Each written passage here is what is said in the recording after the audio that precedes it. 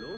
Vous nous retrouvez et vous construisez l'Afrique avec nous. Vous êtes au standard en ce moment. Bonsoir Afrique Média, vous êtes les meilleurs. Oui, bonsoir monsieur, je suis monsieur Kéka et je vous appelle d'Abidjan. Je m'appelle monsieur Dadi, j'appelle depuis l'Angola. J'appelle depuis le Tchad. Oui, j'appelle depuis le Cameroun. C'est monsieur Foukéné. Bonsoir monsieur, Afrique Média. Je vous remercie pour tout ce que vous faites pour l'avenir de l'Afrique. Vous êtes la seule chaîne qui est libre dans le monde.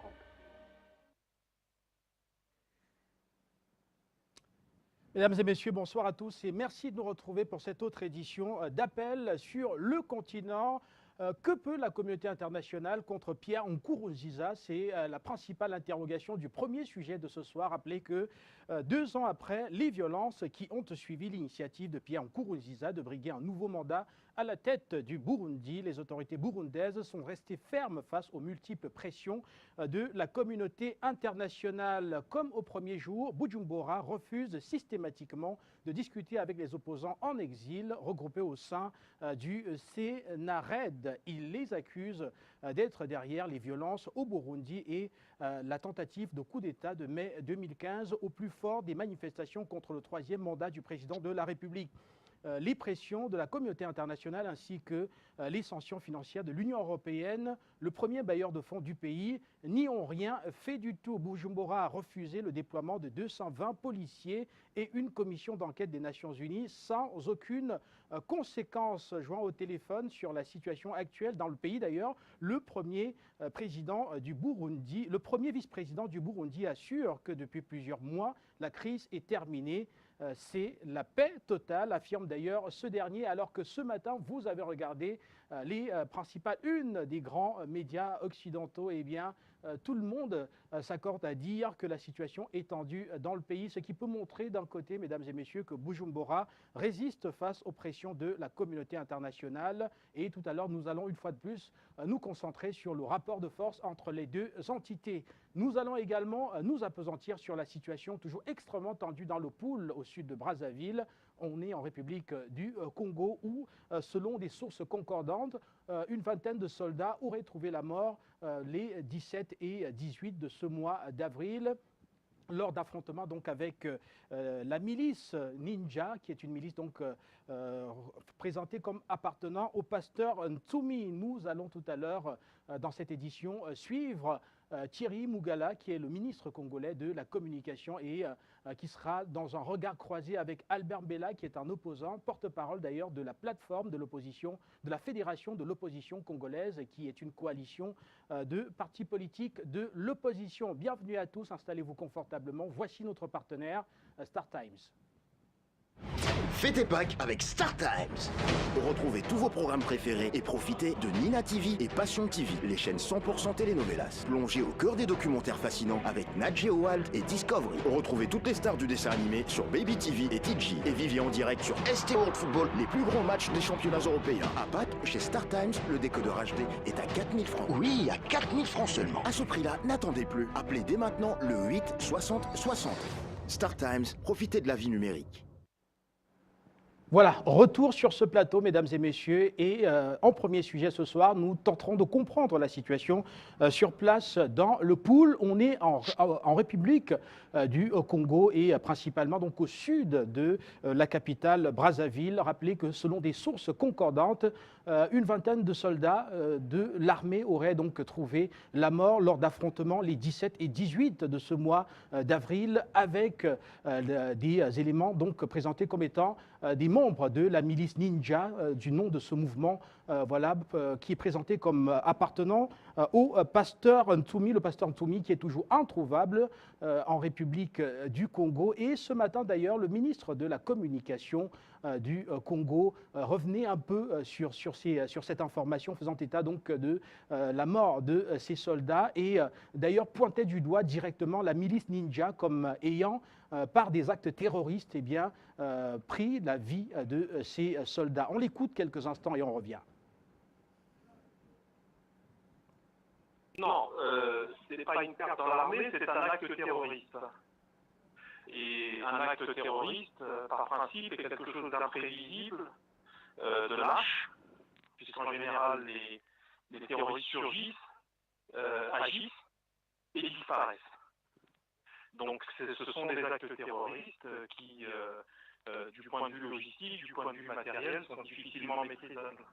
Voilà, voilà des actes donc présentés par le ministre de la Communication du Congo comme étant des actes terroristes, et le ministre de la Communication qui a donc également traité le pasteur Ntsumi de terroriste, et face aux questions donc de nos confrères lui demandant si finalement le gouvernement allait suivre l'appel de l'opposition et négocier une fois de plus avec le pasteur Ntsumi, eh bien le ministre de la Communication a été tout à fait clair, aucune négociation avec les terroristes. On l'écoute encore quelques instants et on revient.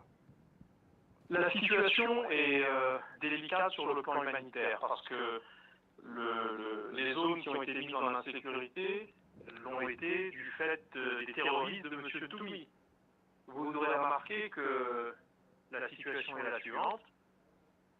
Les zones mises en insécurité ont vu les populations se déplacer de ces zones sous la pression des miliciens de M. Ntsumi vers les zones qui sont sécurisées par la force publique. Et donc, aujourd'hui, le phénomène des déplacés qui se pose n'est pas en tant que tel un phénomène qui crée une insécurité pour ces déplacés, puisqu'ils sont dans des zones sécurisées.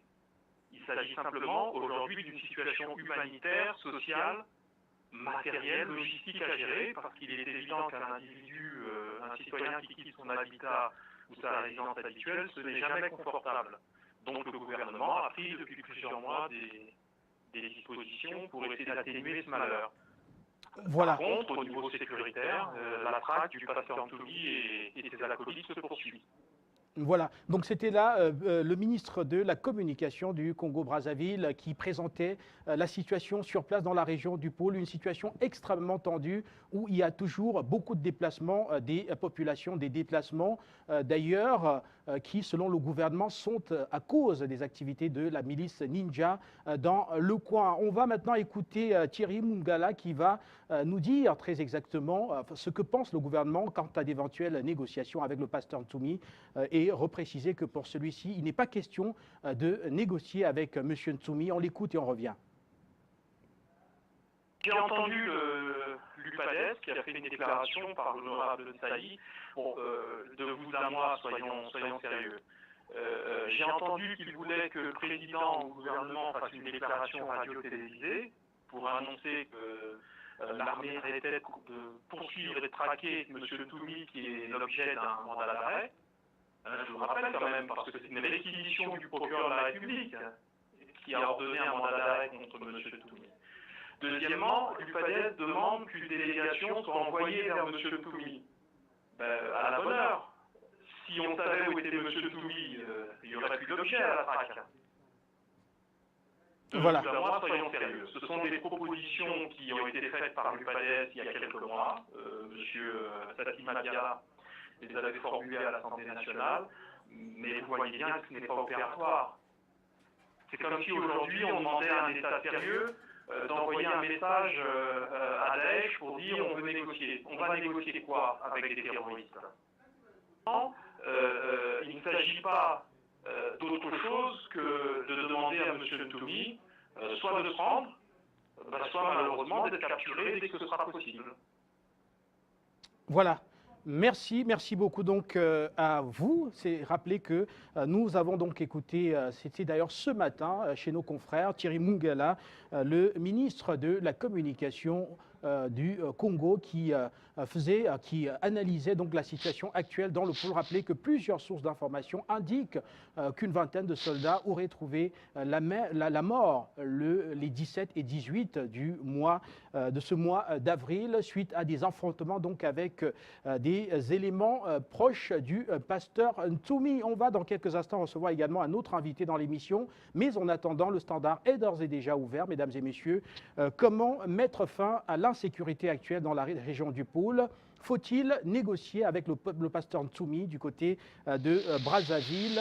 Principale interrogation donc pour ce qui est de ce sujet. Nous attendons vos réactions et commentaires en direct dans l'émission afin que nous puissions tous ensemble trouver ce qui pourrait permettre donc de sortir de la situation de l'impasse sécuritaire actuelle au sud de Brazzaville. Le standard étant donc ouvert et vous rappelez également que dans quelques instants, nous allons pouvoir écouter l'opposition congolaise par la voix d'Albert Mbela, qui est le porte-parole de la Fédération de l'opposition congolaise, qui est une coalition des partis opposés à Denis Sassou Nguesso et qui va nous retrouver donc dans quelques instants dans l'émission. Le temps également de vous rappeler que plusieurs rapports tombent sur la situation actuelle dans la région du Pôle, notamment un rapport de la Fédération internationale des droits de l'homme qui fait état de violations graves des droits de l'homme dans cette région. Avant ce rapport, il y avait déjà eu le rapport du département d'État américain 2016 qui également mentionne des cas que ce département, bien sûr, considère comme étant des cas de violation grave des droits de l'homme. On va donc maintenant, avant de vous ouvrir le standard, recevoir Albert Mbela, qui est le porte-parole de la Fédération de l'opposition congolaise, une coalition, donc je le disais tout à l'heure, de partis politiques de l'opposition. Merci de nous retrouver en direct, Albert Mbela. Albert Mbela, merci de nous retrouver en direct. Vous êtes à Paris en ce moment et vous nous retrouvez dans l'émission. Bonsoir et bienvenue. Est-ce que vous m'entendez, s'il vous plaît? Nous vous écoutons parfaitement, Monsieur Mbela. Bienvenue en direct. Nous vous écoutons. Ok, très bien. Alors, je suis très content d'être venir ici concernant le dossier du pool. Alors ce que le ministre Mongala est en train de dire, franchement, ce sont des inerties parce que c'est pas sérieux. C'est pas sérieux. C'est pas sérieux parce qu'il sait bien que tout ce qui se passe dans le pool, ce n'est pas la responsabilité de Toumi. Toumi n'est qu'un pauvre citoyen qui essaie de se défendre. Mais le vrai problème, c'est que M. Sassou n'arrive pas à accepter sa défaite. Il a voulu exterminer l'opposition pour qu'il soit le seul à régner au Congo. Alors, il y a quelques jours, les partisans du Toumi ont essayé de se défendre contre une attaque de l'armée congolaise. Ils ont eu à tuer plus de 90 soldats. Et aujourd'hui, le gouvernement accepte que 18, mais c'est complètement faux. C'est plus de 90. Alors, 90 Albert oui. Mbela, vous affirmez que au moins 90 soldats seraient donc morts lors de ces affrontements, donc les 17 et 18. Mais sur quoi fondez-vous ce chiffre que vous avancez? Oui, les chiffres sont du milieu sérieux de Brazzaville. Ces chiffres viennent du milieu militaire de Brazzaville. Mais comme le gouvernement congolais ne peut pas accepter, ils sont bien obligés de minimiser le nombre de morts. Alors donc, ce que Thierry Mongala est en train de dire, c'est complètement faux. C'est complètement faux. Alors, Albert Mbela, on va rapidement poursuivre, oui? Pardon? Oui, on va poursuivre avec la prochaine préoccupation. L'UPADEC, par la voix de l'honorable Nsayi, demande qu'une délégation soit envoyée vers le pasteur Ntoumi pour des négociations, une demande jugée absurde par le porte-parole du gouvernement qui n'entrevoit aucune possibilité de compromis avec celui qu'il considère, avec le pasteur Ntoumi qu'il qualifie d'ailleurs au passage de terroriste. À votre avis, comment peut-on mettre fin à la crise actuelle dans le pôle? Excusez-moi, en fait, le problème, ce n'est pas Ntoumi. Le problème, c'est Sassou et son gouvernement. Ce n'est pas Ntoumi. Parce que le gouvernement est en train de faire un terrorisme d'État. Donc, ce n'est pas Ntoumi qui est mis en cause.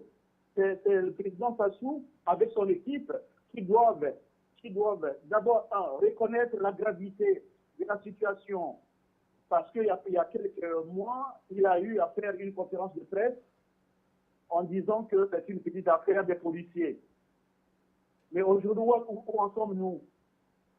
Est-ce que Thierry Mongala n'a pas assisté à cette conférence de presse lorsque le président Sassou disait que c'était tout simplement une affaire de police?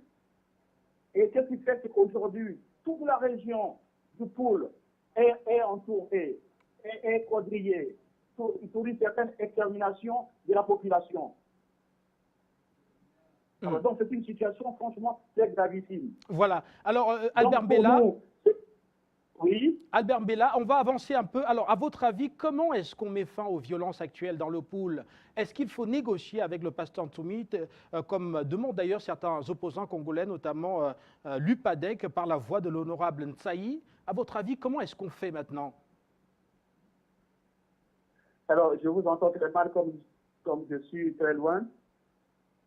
Alors, ce que nous voulons rapidement, nous voulons que le Congo retrouve la paix, que la population du pool vive normalement dans leur contrée, va qu'à leurs occupations. Mais aujourd'hui, ce n'est pas possible.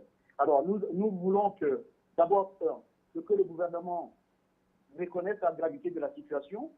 Ensuite, qu'il essaie de retirer ses militaires du pool. Ils doivent retirer ses militaires du pool. Parce que là-bas, il n'y a pas des ennemis. Il n'y a que des simples citoyens qui vont à leurs occupations. Mais sous prétexte de traquer Ntoumi, ils sont en train de tout détruire. Alors donc, ce serait plus intéressant qu'ils se retirent du pool pour que la vie soit plus paisible. Voilà. Ensuite, qu'ils essaient un peu de renvoyer une seconde, s'il vous plaît. Parce qu'il y a des mercenaires au Congo. Il y a des mercenaires qui viennent de tous bords. Qu'ils essaient de renvoyer ces mercenaires chez eux. Hein? Et libérer les prisonniers politiques pour chercher à organiser un dialogue effectif pour solver les conflits post-électoraux. Voilà. Alors donc, ce sont des choses que pour nous, nous pensons qu'il faudrait qu'on arrive à ces conclusions-là. Voilà. Sinon, il n'y aura pas de paix dans notre pays. Alors, Albert Bella, et concrètement, comment procède-t-on avec le pasteur Ntoumi? Est-ce que vous demanderez aujourd'hui au gouvernement de Brazzaville de négocier avec lui? Alors, j'ai un retour difficile. Alors, je suppose que vous m'avez parlé de la situation de Ntoumi. Alors, pensez-vous qu'il soit possible aujourd'hui, Albert Bella, de négocier avec le pasteur Ntoumi? Je vous entends très mal, excusez-moi. Voilà, merci beaucoup Albert Bella en tout cas d'être passé ce soir, répondre à quelques questions dans Appel sur le continent. Maintenant, place aux téléspectateurs, vous nous retrouvez en direct afin que nous puissions, comme tous les soirs, mener une petite réflexion autour de la situation donc dans un pays d'Afrique qui nous concerne, à savoir le Congo-Brazzaville. Rappelez que la région du Pool est aujourd'hui objet de nombreuses violences. Dans la région, le gouvernement affronte, les troupes du gouvernement affrontent une milice, n'est-ce pas, désignée comme étant la milice, une milice soutenue donc par le pasteur Ntoumi, qui est toujours introuvable aujourd'hui. Et voilà une situation qui crée énormément d'insécurité, forçant les populations à se déplacer.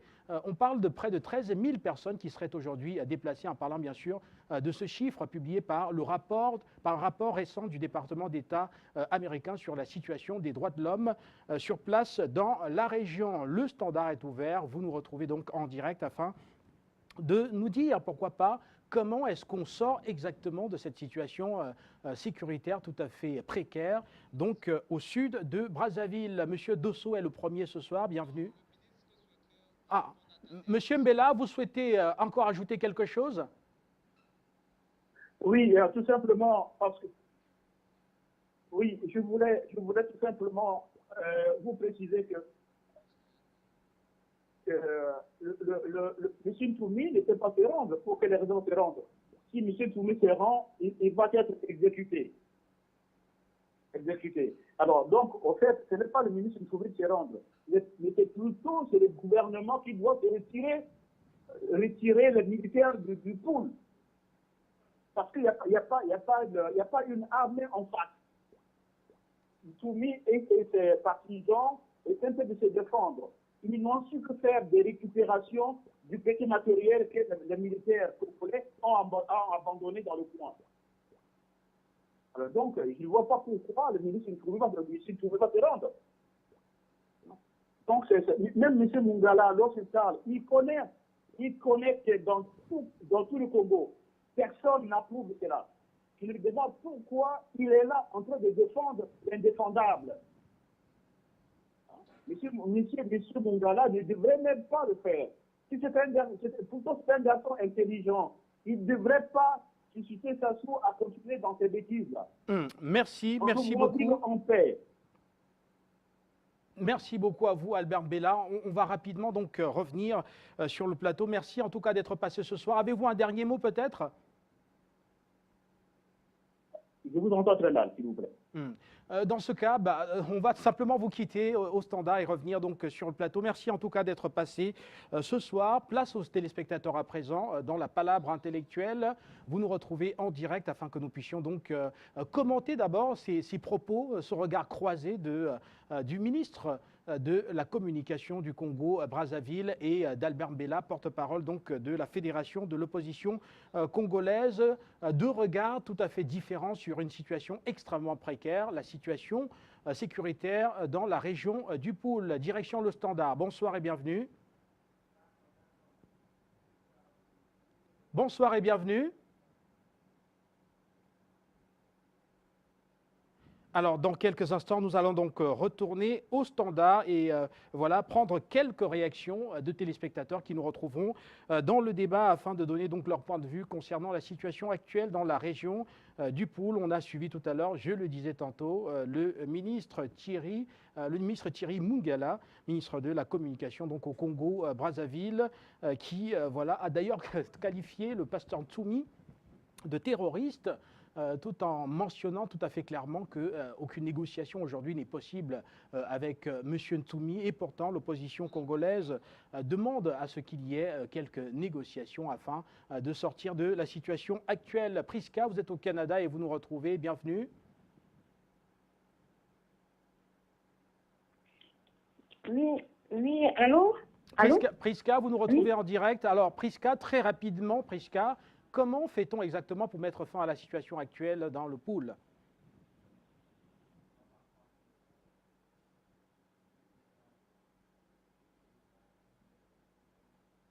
Quelques difficultés avec Priska. On va poursuivre avec d'autres téléspectateurs. Vous nous retrouvez en direct et nous allons donc ensemble, pendant une trentaine de minutes, débattre de la situation dans le Poul. Et puis après, nous ferons un bilan des 2 ans de Pierre Nkurunziza, de 2 années pratiquement de résistance de Pierre Nkurunziza depuis les événements survenus, n'est-ce pas, au moment où il briguait un 3e mandat. Cela fait 2 ans donc aujourd'hui que la communauté internationale presse Pierre Nkurunziza, mais sauf que le président de la République burundaise n'a jamais fléchi. Les autorités burundaises sont restées fermes, je le disais tout à l'heure, et bien sûr, une situation assez remarquable d'ailleurs que nous mettons sur la table des débats ce soir. Ce sera donc tout à l'heure quand nous aurons franchi la trentaine, quand nous aurons fait au moins la moitié donc, de ce programme, de cette autre édition. Retour au standard avec vous. Vous nous retrouvez donc en direct afin de commenter la situation sur place à Brazzaville, une situation qui a été présentée tout à l'heure comme étant extrêmement tendue au plan sécuritaire.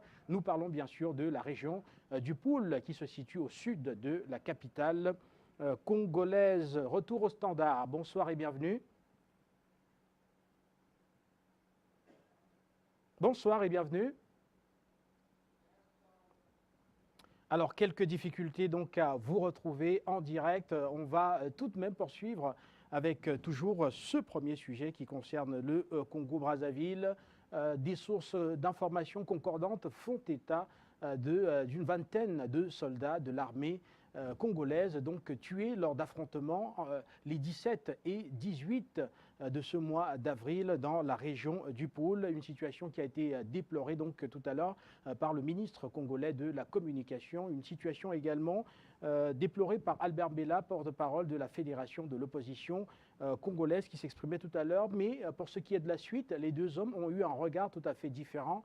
Monsieur Mungala pensant qu'aucune négociation n'est à ce jour possible avec le pasteur Ntsumi, qu'il considère d'ailleurs comme étant un terroriste. Et du côté d'Albert Bella et de l'opposition, on pense qu'il faudrait négocier avec le pasteur Ntsumi afin que la région retrouve calme et sérénité. Alors, on va commencer par les premières réactions qui nous sont parvenues. D'ailleurs, sur les réseaux sociaux, on va commencer par la réaction de Pierre Stanislas qui nous a retrouvés de Manchester au Royaume-Uni. Pierre Stanislas qui pense qu'il faudrait absolument qu'on pense que le président Sassou pense à négocier une fois de plus avec le pasteur Ntoumi. Cela s'est déjà fait une fois. On pourrait encore le faire pour sauver la paix et la concorde nationale. Il faudrait peut-être y penser. Je réagis donc suite aux propos de M. Mungala. On va poursuivre en vous donnant la parole au standard dans quelques instants. Les numéros de téléphone s'affichent en ce moment au bas de votre écran. Vous nous retrouvez donc en direct afin que nous puissions ensemble, n'est-ce pas, mieux comprendre cette actualité brazzavilloise et cette situation donc sécuritaire, toujours tendue, je le disais tout à l'heure, dans la région du Poul. Et donc, avant de continuer, nous allons à présent vous permettre de découvrir quelques moments avant votre commentaire qui était attendu. Eh bien, voilà, avant de poursuivre, on prend ce téléspectateur qui nous retrouve au standard. Bonsoir, messieurs. Bonsoir. Nyamba Etienne, vous nous retrouvez de la Côte d'Ivoire.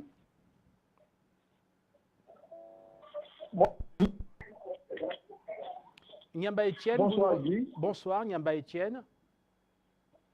Je salue tous à la technique. Je salue tous ceux qui sont au standard. Concernant ce problème congolais, comme le disait Félix, le dialogue est l'arme des plus forts et non des plus faibles. Aujourd'hui, qu'il soit du côté des rebelles ou du côté légaliste, c'est tous des Congolais qui meurent. Moi, je souhaiterais qu'il fasse encore un avec Pasteur Toumi. Parce que, voyez-vous, Pasteur Toumi se dit quoi? Que s'il arrête la guerre, ses soldats seront tous tués ou bien emprisonnés ou bien amenés à la CPI. Donc, il fait dos au mur. C'est comme lorsque vous appelez votre chat que vous voulez tuer, c'est dans ce chat-là. Donc, moi, je pense que si le président congolais aime vraiment son pays,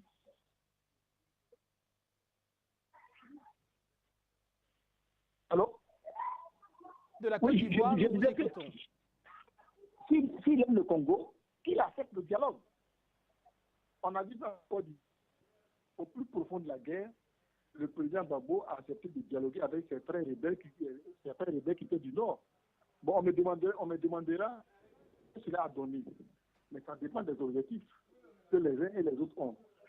Donc, une fois de plus, je demande au président congolais de tout faire pour l'opposition avec Pasteur Ntoumi pour trouver la paix au Congo. Parce que comme eux, ils le disent, tant qu'il n'y aura pas de négociation, ils ne vont jamais laisser les armes.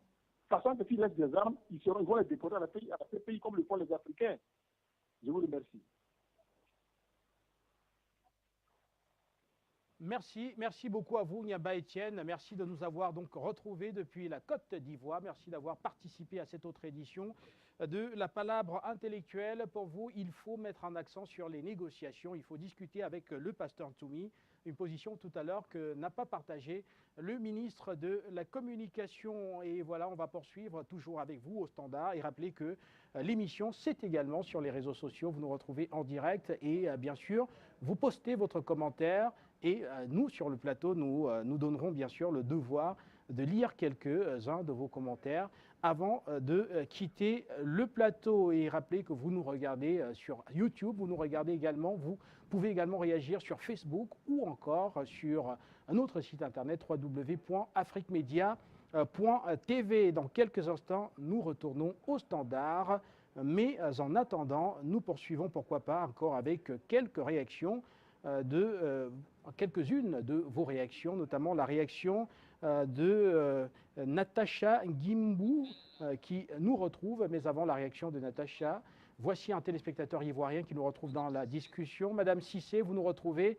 Madame Cissé, que pensez-vous du regard croisé de ces deux personnalités du Congo-Brazzaville? Bonsoir, Guy Sandoff. Bonsoir, Afrique Média. Bonsoir, tous les sœurs. Bonsoir à toutes mes sœurs. Et ça fait un moment que aussi je n'appelle pas parce que c'est difficile d'avoir la ligne. Mais frère Demba Traoré qu'on n'entend plus. Mais respect aussi à ma sœur Mariam, à toutes mes sœurs. Je n'oublie personne, à tous mes frères, tous les téléspectateurs. Sandoff, franchement, concernant le Congo, je ne sais pas, ce président ne sait pas ce qu'il faut dire. Vous êtes là au pouvoir, ça fait une éternité que vous êtes au pouvoir. Je n'avais rien à proposer au Congo. Tout votre programme de gouvernement, c'est tuer, c'est arrêter l'opposition. C'est comme celui qui est ici. C'est-à-dire que les gens, ils sont arrivés à la limite ils ne peuvent plus rien proposer. Ils n'ont plus tous les programmes. C'est comment enrichir leur famille, la postérité. Comment rester au pouvoir. Ils sont là, ils prennent les ordres, ils ont les agendas secrets qu'ils prennent, comme on appelle, depuis Paris. Et c'est ce qu'ils viennent mettre là. Ils n'ont rien à proposer. Je demande qu'ils partent. Sincèrement, il n'a qu'à laisser le pouvoir, il n'a qu'à partir. C'est comme celui qui ils n'ont rien à proposer, ils n'ont plus rien à dire, ils sont arrivés, vraiment il n'y a plus rien à dire. Mais excusez-moi, Guy Fandov, je voulais revenir sur le débat d'hier concernant les détournements de nos, comment on appelle, des responsables politiques dans nos différents pays. Bon, excusez-moi, hier, comment on appelle, l'intervention de certains éditeurs, vraiment qui m'excuse beaucoup. Sous prétexte que Bolloré et Bouygues, comment on appelle ça, sont corrompus, ils font des détournements à longueur de journée dans nos pays, tout sous prétexte-là. Donc, les Africains doivent continuer de détourner l'argent qui est destiné à la construction d'hôpitaux, l'argent destiné à la construction de routes, l'argent destiné à la construction d'écoles, tout prétexte que Bolloré détourne l'argent, il y a le franc CFA, il faut continuer, il faut laisser faire ça. Moi, la solution que j'avais proposée, c'était de les faire travailler. Au lieu de les mettre en prison, il faut les faire travailler et les permettre de rembourser ce qu'ils ont pris, tout en aussi menant des investigations pour récupérer ce qu'ils ont pris à l'État. Si ce sont des biens meubles, si l'argent comment on appelle ça, est déposé dans un compte quelque part, il faut mener les enquêtes et récupérer l'argent. Parce qu'on ne peut pas être là, dénoncer toujours des crimes économiques à longueur de journée. On veut construire l'Afrique et puis on dit non, il faut dédouaner nos responsables politiques. C'est vrai que la charité de nos données commence par soi-même. Il faut qu'on change, il faut qu'on travaille. Il faut quitter dans ça. Il faut quitter dans ça. Je salue, permettez-moi de saluer Mme Gbagbo, cette femme de qualité, femme d'honneur, femme travailleuse, grande intellectuelle. Je salue Mme Gbagbo. Et vous voyez ce qui se passe à la haie là-bas. C'est comme si on était dans un cycle. Mais vous allez voir. Allons-y seulement, on va voir. Je vous remercie. Merci beaucoup à vous, Madame Cissé, d'être passée ce soir une fois de plus. On va poursuivre au standard. Vous nous retrouvez donc en direct afin que nous puissions ensemble commenter la situation actuelle dans la région du Poul. C'est au sud de la ville de Brazzaville, qui est la capitale politique du pays. On va donc vous retrouver, le temps de vous retrouver quelques réactions qui arrivent également sur Facebook, des réactions notamment celle de de Madame Madildi, qui nous retrouve, j'espère que je fais une bonne prononciation, eh bien, qui pense que la situation actuelle demande un travail à l'apaisement. Il faudrait que les uns et les autres apprennent à s'asseoir, parce qu'en Afrique, nous avons une pratique sacrée, c'est le consensus. On doit essayer de faire avec tout le monde, nous dit ce téléspectateur. On va également poursuivre. Toujours au standard, vous êtes nombreux d'ailleurs, ou vous êtes nombreux à attendre malgré quelques difficultés techniques. Martial, vous nous retrouvez du Cameroun, bienvenue.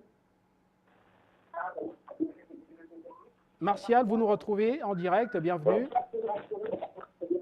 Merci Guy Fondé, bonsoir. Bonsoir Martial. Alors, que vous inspire la situation actuelle dans le Poul?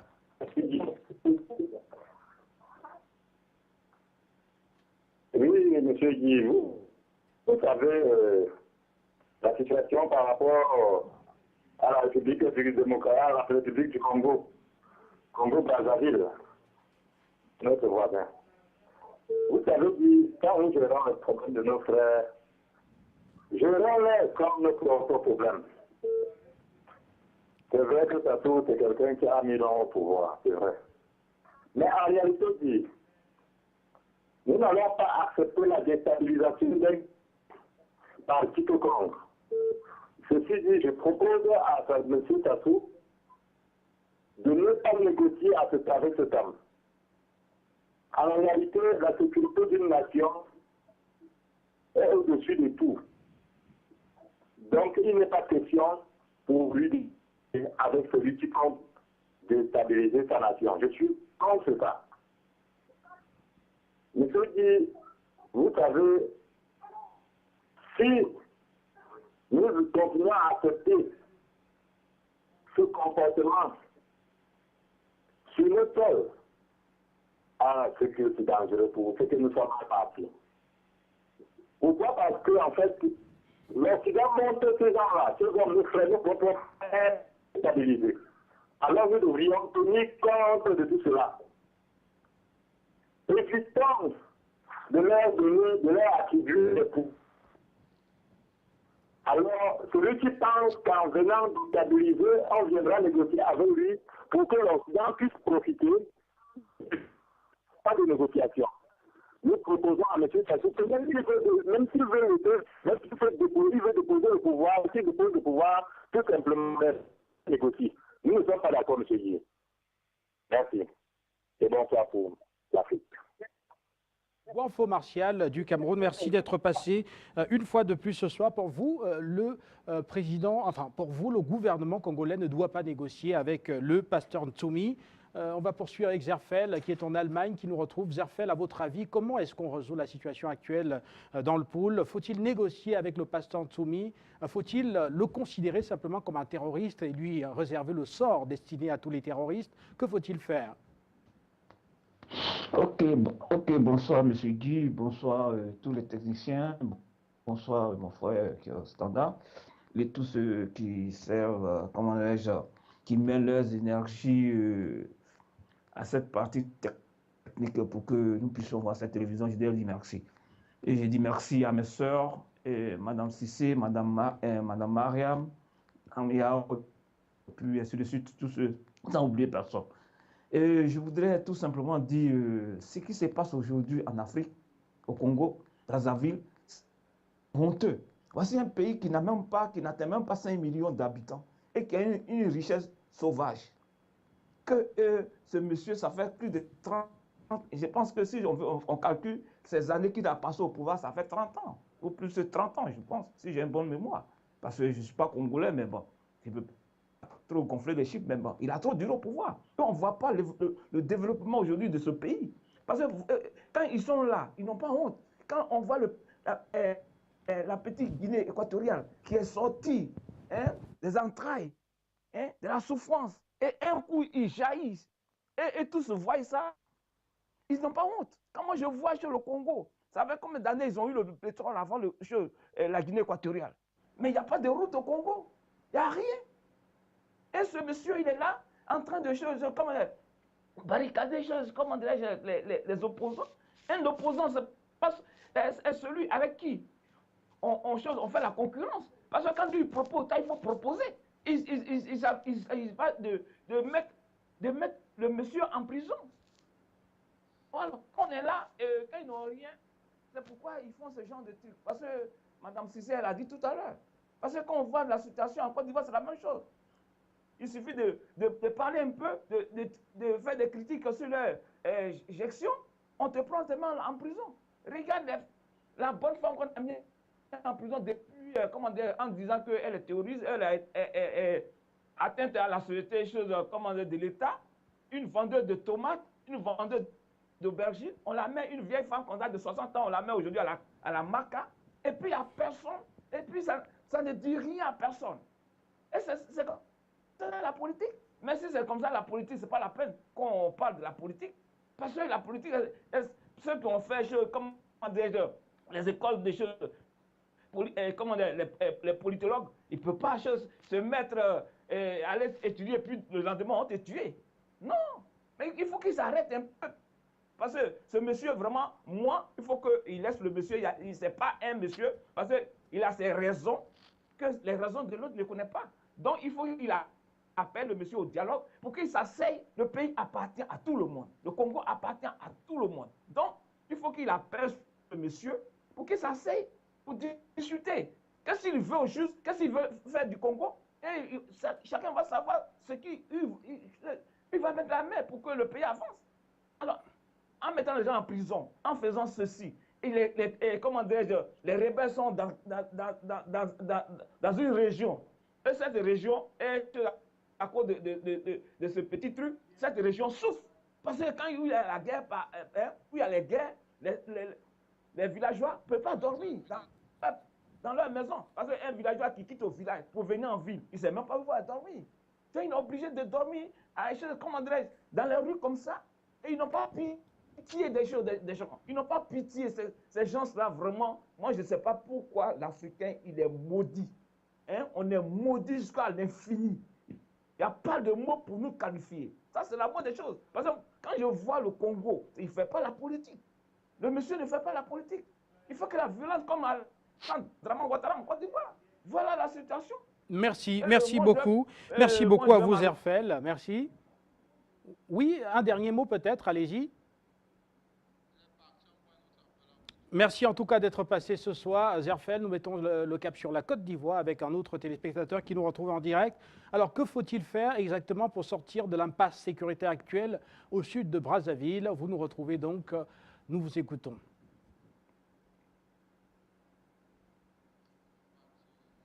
Quelques difficultés à vous retrouver. On va poursuivre en vous rappelant que voilà, dans quelques minutes seulement, nous ferons un point sur le second sujet qui est sur la table de nos discussions donc cet après-midi. Il s'agit bien sûr des 2 ans de Pierre Nkurunziza depuis donc les événements survenus dans le pays au moment où il tentait donc de briguer un 3e mandat. Pierre Nkurunziza qui tient bon face à l'Occident. C'est le constat d'ailleurs qui a été fait et d'ailleurs nous ferons un point tout à l'heure. Le temps de recevoir M. Ntonga qui nous retrouve du Cameroun. M. Ntonga, vous avez suivi tout à l'heure le regard croisé. À votre avis, déjà, que retenez-vous et à votre avis, comment mettre fin à la situation sécuritaire extrêmement précaire en ce moment dans la région du Poul au Congo-Brazzaville? Bonsoir Guy Fondop. C'est vrai que c'est un peu difficile de vous avoir ces derniers temps, mais bon, on fait avec. La technologie a ses limites. Je dis bonsoir également à tous les téléspectateurs d'Afrique Média et ensuite à tous ceux qui œuvrent pour que nous ce débat sur les problèmes qui minent notre continent. Oui, monsieur Guy Fondop, vous voyez très bien tous les sujets que vous avez présentés successivement dans cette émission montrent très bien, convergent vers ce que nous disions. Premièrement, ce Yaya Jammeh là qui est parti au Congo, nous l'avons bien dit, que si vous allez prendre l'exemple sur un chef d'État dont le seul programme depuis plus de 40 ans est de mettre en prison et de violenter sa population, ce n'est pas la bonne adresse. Et deuxièmement, vous avez fait une émission en demandant, fallait-il qu'il essaie d'organiser un dialogue dans le pays? La réponse était oui, et tous les opposants appellent à cela. Mais cet homme-là, comme on l'a dit, ce sont des espèces, ce sont des dinosaures avec des cerveaux qui sont complètement congelés et qui ne comprennent rien à rien. Qu'est-ce qu'il y a à aller terroriser les populations du pays, alors qu'il suffit de les mettre au travail pour qu'ils construisent le pays? C'est vraiment extrêmement décevant. Et la déception est encore plus grave. On présente cet homme comme celui qui va aller résoudre les problèmes en Libye.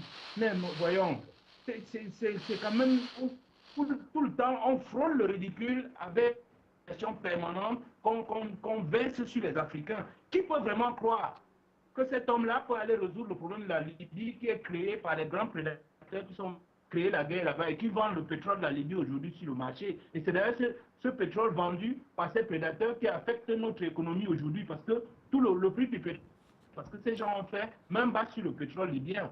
Et voilà ce monsieur, au lieu de s'occuper de son pays, de pacifier, de se dire, ok, pendant 40 années, j'ai fait des erreurs, maintenant j'ai pris conscience de l'intérêt de la paix, de l'intérêt de la concorde dans la nation, et d'aider ma population à sortir de l'ornière dans laquelle nous nous trouvons. Eh bien non, le seul programme que connaît M. Sassou Nguesso, son politique ou bien électoral, c'est combien d'opposants vais-je mettre en prison, combien de mes citoyens vais-je tuer. Mais ces 17 militaires ou ces 17 soldats qui ont été tués. Mais c'est une perte inutile. Parce que ces soldats-là font quoi dans le pool? Le pool, c'est un pays étranger. Est-ce que le pool, c'est une armée étrangère? Ce sont des Congolais. Mais je ne comprends pas. Franchement, je vous dis, ces chefs d'État nous utilisent les jours. Et ce n'est pas pour insulter le président Sassou Nguesso, M. Guy Fondab. Le problème, c'est que comme ils n'ont pas mis là sur le problème de fond, qui est cette histoire de la gestion de nos économies, ils n'arrivent à rien faire parce qu'ils n'ont rien. Avec le franc CFA, toute l'économie de nos pays sont tenues par la France. Résultat, comme il n'a rien, la seule chose qu'il peut offrir à la population, c'est de la brutalité, une brutalité crue et inutile. Je vais sauter là-dessus pour revenir au sujet d'hier. Parce que, M. Guy Fondab, je voudrais seulement vous rappeler des détournements de fonds publics dans nos pays, surtout les pays francophones. C'est pour ça que nous tenons le peloton de tête. C'est vraiment les mécanismes du franc CFA. Je réponds à tous les Africains qui nous écoutent. Si vous détournez 100 francs CFA en Afrique francophone et vous voulez partir avec à l'étranger, si la France n'est pas d'accord, cet argent... Parce que cet argent, pour qu'elle arrive à l'étranger, il faut qu'elle soit convertie en monnaie étrangère. Et il n'y a que le Trésor public français ou la Banque de France pour faire cette opération. Quand on a nos pays qui sont minés par les francs-maçons, les rosicruciens, tous ces gens-là qui ont le droit de transférer leur argent directement, je vous dis, les politiciens-là détournent de l'argent dans nos pays à 10h, à 10h10, c'est déjà sur leur compte dans d'autres pays en leur monnaie. Mais si vous, vous détournez un seul franc CFA, vous ne pouvez pas sortir de cet argent. Voilà l'autoroute du détournement qui fait que même quand les présidents parlent avec le programme qu'a lancé le président Paul Biya, avec le programme qu'a lancé le président Déby, avec le programme qu'a lancé le président Bongo, pour moi, c'est comme si ils demandent aux gens, s'il vous plaît, n'allez pas à Yaoundé. Mais en même temps, ils font une autoroute entre Douala et Yaoundé, en disant aux gens, n'allez pas à Yaoundé. C'est assez amusant. Tous ces programmes, c'est parce que dès qu'ils détournent l'argent, le lendemain, l'argent qui vient le lendemain, la minute qui suit. Merci beaucoup à vous, Monsieur Ntonga. On vous a très bien suivi. Merci. Voilà, merci d'être passé une fois de plus ce soir, débattre avec nous sur la palabre intellectuelle. Mesdames et messieurs, nous allons poursuivre.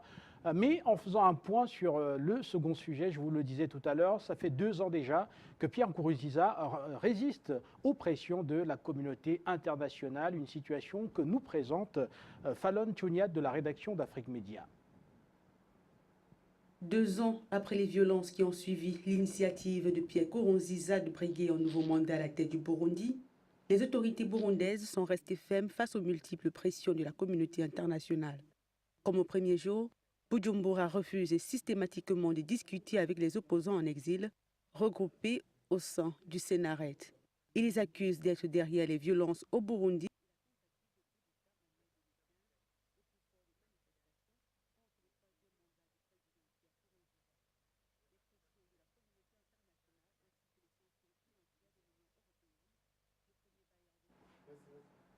Malheureusement, quelques difficultés avec cet élément de la rédaction. On va d'abord revenir sur ce plateau et vous donner également la possibilité de réagir par rapport à ces 2 années de résistance donc, de Pierre Nkurunziza face aux pressions de la communauté internationale. Pierre Nkurunziza avait refusé le déploiement d'ailleurs de 200 policiers et une commission d'enquête des Nations Unies sans aucune conséquence pratiquement. Pierre Nkurunziza qui tient bon et ce soir nous tentons de comprendre, notamment avec vous Emmanuel, qui nous retrouvait de Belgique. Bienvenue en direct. Bonsoir à Adi et bonsoir à tous ceux qui sont standards et mes amitiés à Demba Traoré. Écoutez Guy, moi je vais un peu parler du Congo. La logique me dirait qu'un pasteur opposant, écoutez, moi je ne comprends pas bien cette position de ce pasteur-là. Parce que pour moi, un pasteur n'a pas sa place en politique. Maintenant, si c'est pour des raisons qu'il est poursuivi, ou bien s'il n'est pas vraiment un opposant, je pourrais comprendre. Mais soyons sérieux, un pasteur pour qui ils sont en train de se faire tuer? J'espère qu'il va prier pour les âmes de ces personnes-là. Parce que moi, je ne peux pas admettre que pour un pasteur, on tue des gens. Un pasteur, c'est quelqu'un qui réunit.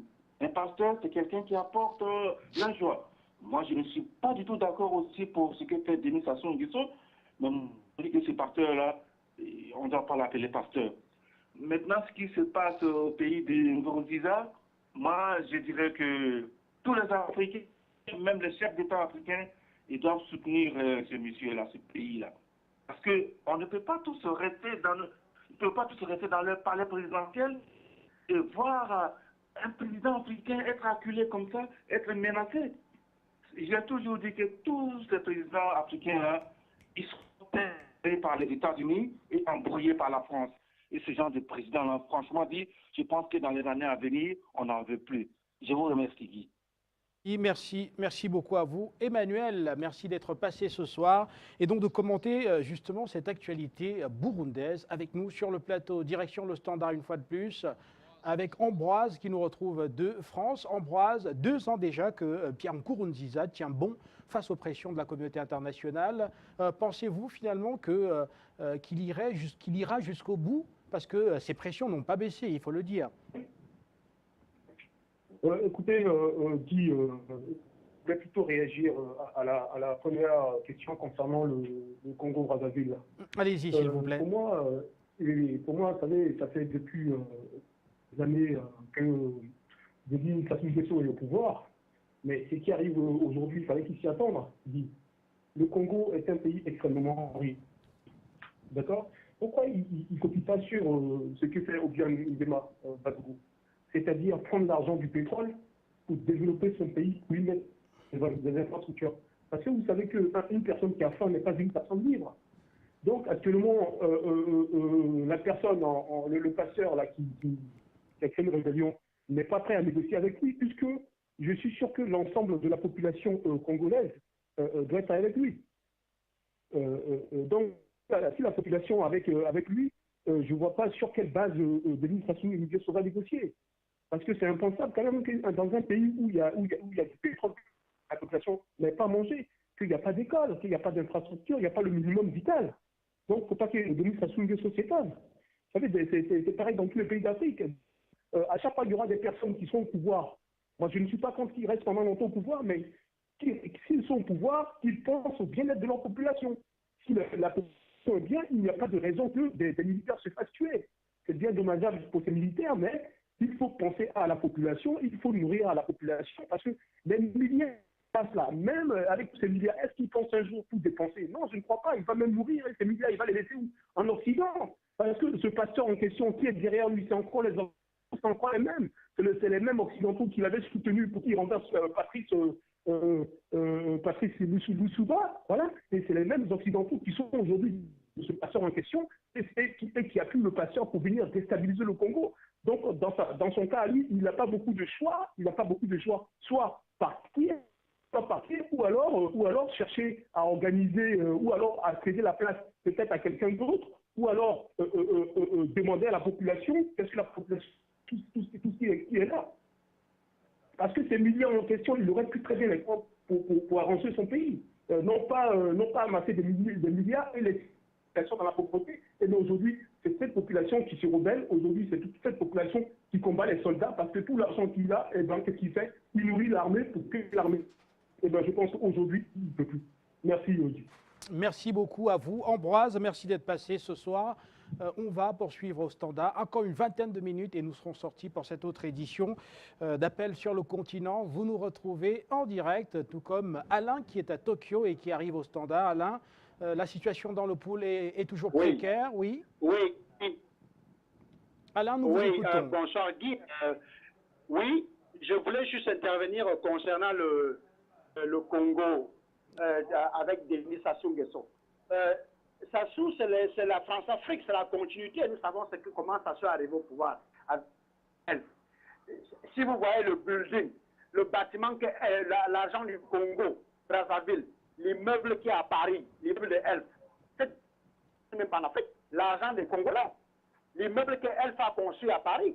Donc c'est une façon de dire que nous, les Africains, on va bouclier, on va accuser. Paul Biya n'a rien fait, Sassou Nguesso n'a rien fait, machin. Ça ne changera rien. La solution pour changer les relations, c'est la France qui est le problème. Il n'y a pas d'école route, il n'y a pas de médecine, il n'y a pas de tout ce qu'on voit en Afrique, c'est les Français, c'est tout. Notre ennemi premier, c'est les Français. C'est les Français, parce que comme on dit la France, c'est vague, c'est le peuple français, tout Français que vous rencontrez en route est notre ennemi. Mais Alain, il faut rappeler quand même que tous les Français ne sont pas toujours d'accord avec la politique étrangère de la France. Bien sûr, mais l'argent qui est dans leur poche, vous avez plus l'argent. Est-ce que les Français ignorent ce qui se passe en Afrique? Les Français ne l'ignorent pas. Les Français savent très bien ce qui se passe. Ils font semblant de ne pas savoir. Tous les Français manquent leur pays à de piller l'Afrique. Ils le savent. Mais s'ils ne font pas, s'ils ne manifestent, c'est parce qu'ils font semblant, ils s'en foutent. Plus c'est tant que l'argent est dans leur poche. Pourquoi vous voulez qu'ils s'en laissent dire? Ils disent que c'est les politiciens, c'est comme ça. Mais c'est individuel. L'argent n'est pas dans leur poche des Français. C'est individuel. Que les Français ne nous racontent pas des histoires. Qu'ils essayent leur pays, ils savent. Ils savent très bien comment ça se passe. Mais ils font semblant. Les Français sont nos ennemis. Ce n'est pas la France. Le peuple français, ce sont la pauvreté dans laquelle nous vivons, c'est la France. Donc les ennemis s'assurent des choses ne sont que des marionnettes. Tant qu'ils sont là, ça ne va rien changer. On doit combattre les Français. C'est là-bas qu'il y a la bagarre. C'est là-bas qu'il y a la guerre. La guerre, c'est pas dire. Bon, ça va prendre les armes, il va vous tuer, il s'en fout. Il en a tué combien? C'est la France. Donc, il faut changer le système. Le système, c'est la France. Nos rapports, on n'a pas de banque. Oui, c'est ça le seul. D'accord. C'est la France, c'est pas même la France. C'est le parfait. Merci beaucoup à vous, Alain de Tokyo. Vous pouvez rester d'ailleurs au standard si vous le souhaitez et nous reviendrons vers vous tout à l'heure pour vous permettre de mieux vous exprimer donc autour de ce sujet. Retour au standard. 2 ans déjà que Pierre Nkurunziza résiste aux pressions de la communauté internationale. Vous l'avez suivi d'ailleurs dans l'actualité de ce jour, aux 4 coins du monde entier, mesdames et messieurs. Rappelez également que vous pouvez dire un mot concernant la situation actuelle dans le pôle, une situation toujours tendue. Des sources à Brazzaville font état d'au moins 17 soldats de l'armée congolaise tués dans des affrontements avec la milice Ninja qui s'est retranchée dans cette région au sud de Brazzaville. Priska, vous nous retrouvez en direct. Alors Priska, comment fait-on au Congo pour mettre fin à la crise? Faut-il négocier avec le pasteur Ntsumi? Et l'autre interrogation, est-il réellement un terroriste ou alors comment comprendre? Oui, Guy, bonjour déjà. Et puis voilà, bon, africain et panafricaine. Guy, vous voyez, et moi, ce qui me choque, c'est de voir que et la population est mal dans son propre pays. Vous voyez, pour moi, j'estime que quoi qu'il arrive, et le peuple, c'est le peuple qui prime. Vous comprenez? Donc, je n'arrive pas à comprendre qu'il puisse avoir. Priska, est-ce que vous nous recevez toujours?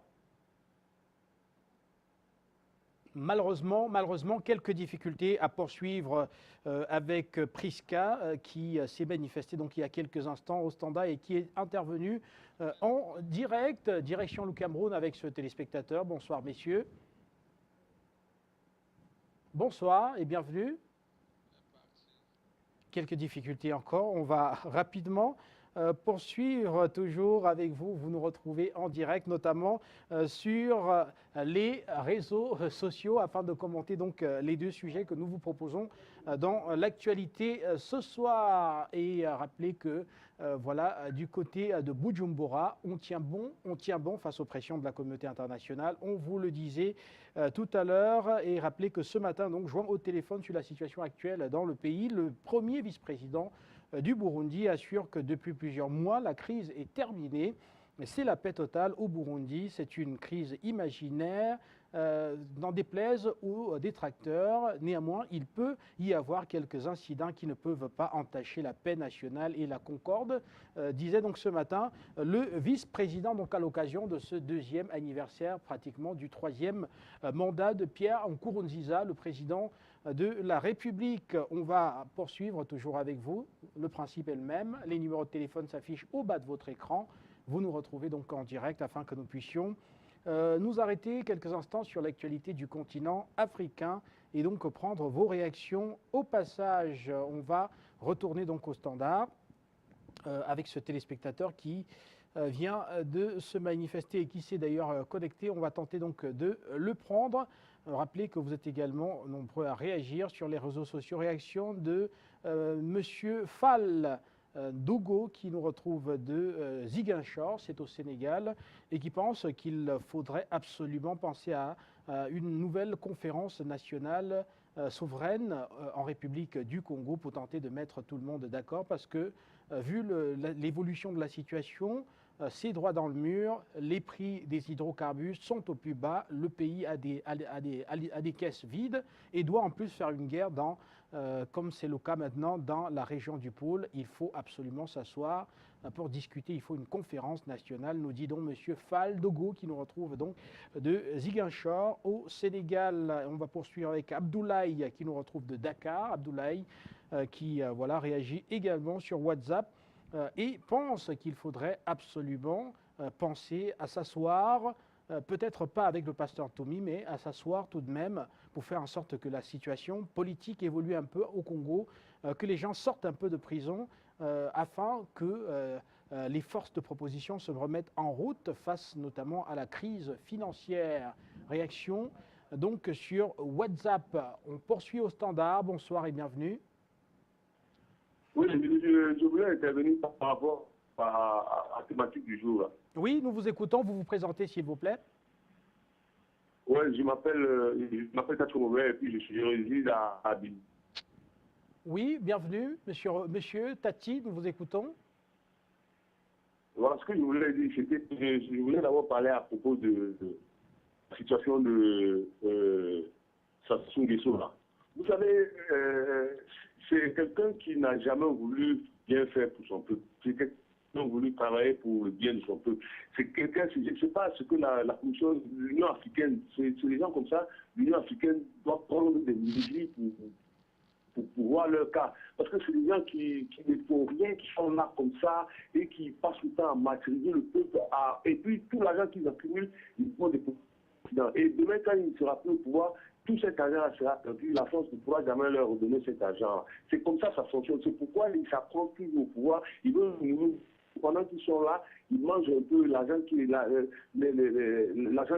réussissent à gagner tous les jours. Une fois qu'ils partent du pouvoir, la France bloque tout ça. Et tout cet argent qui est en Occident, là-bas, la France utilise ça pour se développer, pour s'agrandir, pendant que ça souffre en Afrique. Il faut vraiment que l'Union africaine prenne une décision pour ça. Voilà, ça c'est ce que je voulais parler par rapport à la situation au Congo. Maintenant, pour en revenir à la situation au Congo, Nkurunziza doit tenir, il doit continuer de tenir fort et il doit bénéficier de l'appui des autres chefs d'État africains. Par exemple, Obiang Nguema, Idriss Déby, ça ce sont des gens qui doivent le soutenir.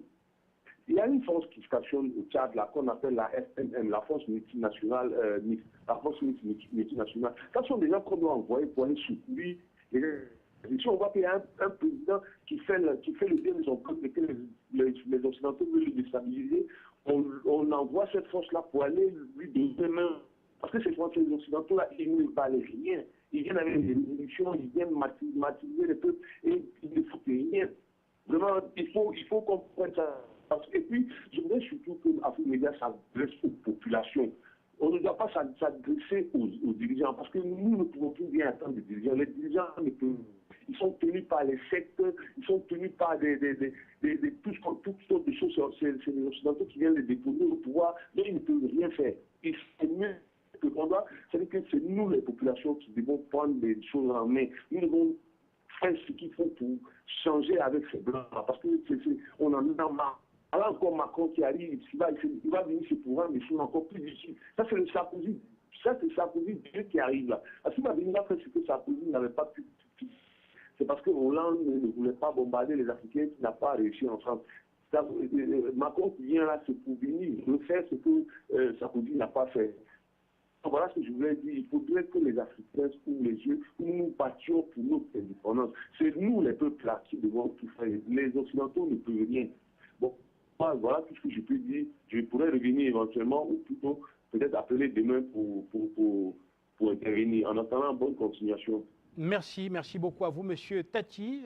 Merci de nous avoir donc retrouvés en direct ce soir. Nous allons poursuivre encore quelques minutes, environ 5 minutes, et nous serons sortis de cette édition. Vous êtes nombreux à réagir, notamment Fon Jindam, qui voilà, nous retrouve notamment sur Facebook et pense qu'il faudrait absolument revoir, que le président Sassou devrait revoir donc sa politique dans la région du Poul et faire en sorte que la paix revienne. On va rapidement poursuivre avec Adamou, Monsieur Adamou qui nous retrouve de l'Angola. Monsieur Adamou, bienvenue en direct. Bienvenue en direct, Monsieur Adamou, nous vous écoutons. Bonsoir, mon frère Guy, bonsoir. Bonsoir. Quand je vois qu'il y a eu des dizaines de morts à Brazzaville, ça me fait très mal. Je me suis dit, pourquoi les Africains se trompent par les Occidentaux et par le... Aujourd'hui, tous les conflits qui se passent en Afrique, c'est les Occidentaux et les déposants. Les élèves, pourquoi les gens se trompent? Hein? On peut pas accepter les déposants, ils veulent nous tromper, mourir entre nous et on fait la paix dans notre continent. C'est ça que je souhaite les Africains. À partir d'aujourd'hui, on ne doit pas soutenir un opposant qui nous tue, un opposant qui nous trompe de tuer, qui va aller trahir son pays, aller tirer le pays, et revenir avec la Grèce et le feu armé pour allumer le feu, pour perdre notre vie. Brazzaville aujourd'hui est un pays qui n'a pas de problème, un pays qui arrange, un pays qui est en marche, un pays qui est en chantier. Pourquoi gaspiller là? Hein? On construit, on détruit, on construit, on détruit. C'est comme ça que nous allons vivre en Afrique. Hein? La jeunesse africaine, non, on ne va pas nos déposants et les escrocs qui sont là dans notre continent. Ils cherchent le pouvoir par la force. Ils ne cherchent pas le pouvoir par la paix. Ils vont le chercher par la force des Occidentaux. À partir d'aujourd'hui, aucun Occidental qui va tromper les Africains. On a bien compris, parce qu'on a fait des soucis. On était trompé par les Occidentaux, par le système opposant d'aide qui traînait le continent. À partir d'aujourd'hui, nous allons continuer avec les États qui sont atteints au pouvoir. Vous voyez, quand nous sommes unis, un Occidental ne peut pas entrer entre nous parce que nous ne sommes pas unis. C'est facile à nous tromper. On t'appelle, on te trompe, tu vas aller tuer ton frère. C'est comme ça que l'Afrique est en train de souffrir aujourd'hui. Nous sommes trompés par les Occidentaux. Nous, on ne nous trompe pas même animal. À partir d'aujourd'hui, nous ne pouvons pas soutenir un opposant. Un opposant qui a envie de pouvoir lutter en Afrique, chercher le pouvoir en Afrique. C'est ça qui sera soutenu. Mais aller en Europe, en Allemagne, en Amérique, en France, en Belgique, pour aller trahir le pays. On ne peut pas soutenir cette marque et les opposants. Les jeunesse sont en train de faire de leur vie parce que des gens. Si à partir d'aujourd'hui, la jeunesse africaine soit unie, nous allons respecter, nous, ces États qui sont menés à au pouvoir, pour que les Occidentaux n'entrent pas, pour que la France n'entre pas entre nous. La France nous a déjà tués, gaspillé plusieurs années. La France a tué Thomas Kangara. La France a tué le Roland Gbagbo, même s'il n'est pas mort, il était tué. Vous voyez, on a bien compris à partir d'aujourd'hui, elle ne faudra qu'être aller inviter à l'industrie, n'importe comment, et nous ne sommes pas derrière. Merci beaucoup, bonne soirée.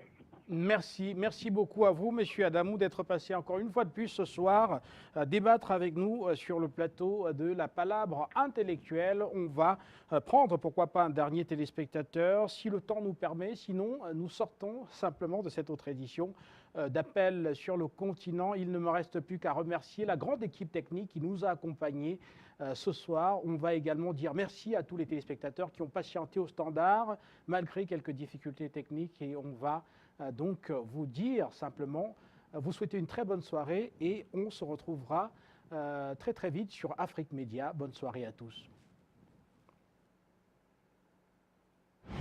Fêtez Pâques avec Star Times. Retrouvez tous vos programmes préférés et profitez de Nina TV et Passion TV, les chaînes 100% telenovelas. Plongez au cœur des documentaires fascinants avec Nat Geo Wild et Discovery. Retrouvez toutes les stars du dessin animé sur Baby TV et TG et vivez en direct sur ST World Football les plus grands matchs des championnats européens. À Pâques, chez Star Times, le décodeur HD est à 4000 francs. Oui, à 4000 francs seulement. À ce prix-là, n'attendez plus. Appelez dès maintenant le 8 60 60. Star Times, profitez de la vie numérique. Allô? Vous nous retrouvez et vous construisez l'Afrique avec nous. Vous êtes au standard en ce moment. Bonsoir Afrique Média, vous êtes les meilleurs. Oui, bonsoir monsieur, je suis M. Tekan et je vous appelle d'Abidjan. Je m'appelle M. David, j'appelle depuis l'Angola. J'appelle depuis le Tchad. Oui, j'appelle depuis le Cameroun. C'est M. Foussé. Bonsoir monsieur, Afrique Média. Je vous remercie pour tout ce que vous faites pour l'avenir de l'Afrique. Vous êtes la seule chaîne qui est libre dans le monde.